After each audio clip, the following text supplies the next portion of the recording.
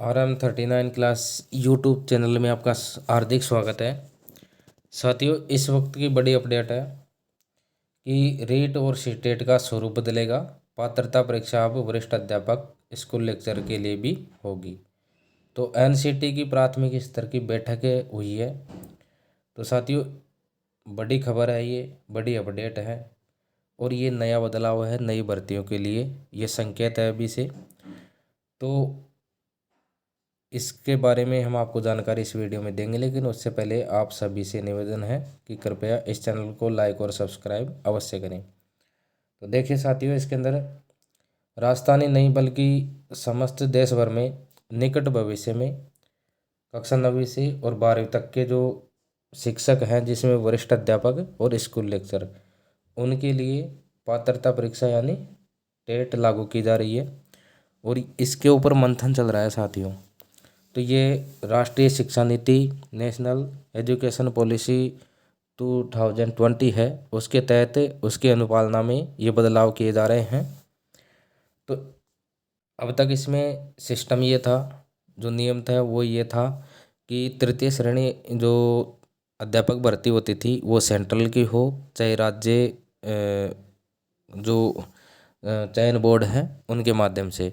उसमें सेंट्रल में सीटेट थी और जैसे राजस्थान में तो राजस्थान में रीट थी, यूपी में यूपी टेट है, एमपी में एमपी टेट है और अदर राज्यों में एच टेट है जैसे हरियाणा में, पी टेट है जैसे पंजाब में है।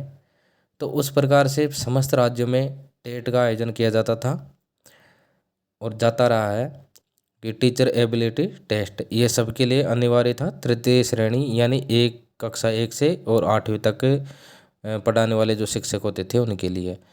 अब जो नई राष्ट्रीय शिक्षा नीति है, नेशनल एजुकेशन पॉलिसी है, उसके अनुरूप इसमें कक्षा 9 से 12 तक अध्ययन कराने वाले यानी वरिष्ठ अध्यापक यानी सेकंड ग्रेड और फर्स्ट ग्रेड यानी स्कूल लेक्चर, उनके लिए भी टेट अनिवार्य की जा चुकी है और इसकी बैठक चल रही है।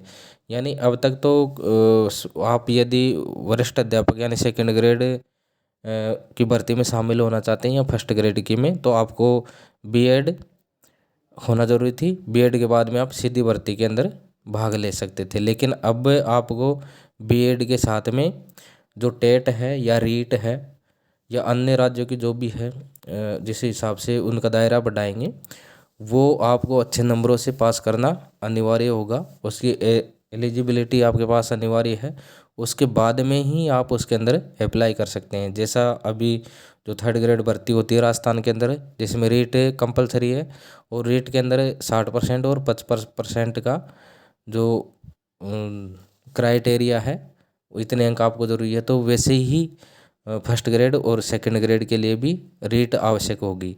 तो इसमें बदलाव हो चुका है साथियों। तो आगे आने वाली जो भी भर्तियां हैं अब के बाद में, जैसे अभी तो कोई विज्ञप्ति आने की संभावना है नहीं, लेकिन चुनाव के बाद में जब भी कोई विज्ञप्ति आएगी तो जहाँ तक संभावित है वो भर्तियां नए बदलावों के अनुरूप ही होने की पूरी पूरी संभावना है। तो सरकार की मंशा ये भी है कि नए सिस्टम यानी नए नियमों के तहत ही वो नई जो भर्ती है वो करवाएगी।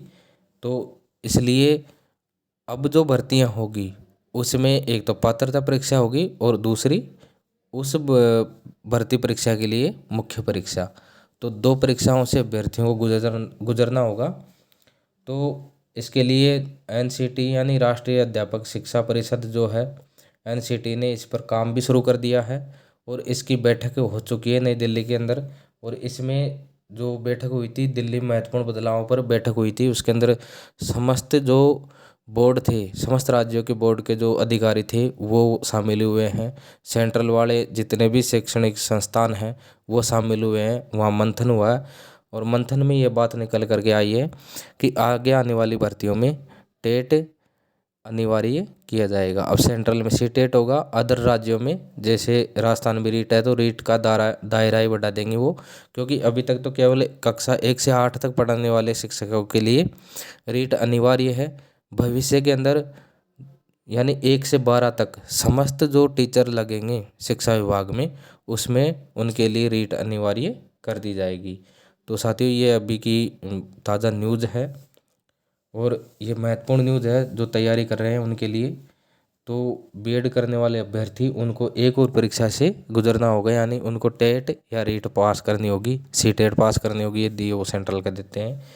तो ये महत्वपूर्ण खबर है इस वक्त की।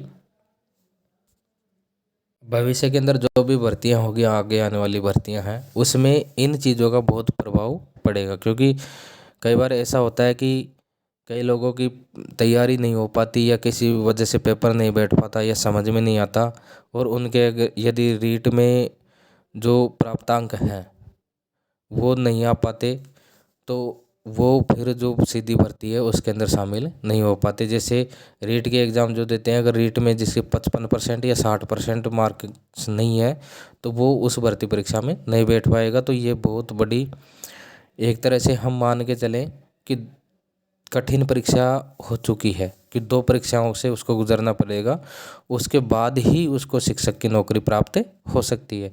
तो धीरे धीरे हम सरलता से जटिलता की ओर चलते जा रहे हैं, ज़्यादा परीक्षाएं हमको देनी पड़ेगी इसके लिए। तो अभी की ये बड़ी अपडेट है।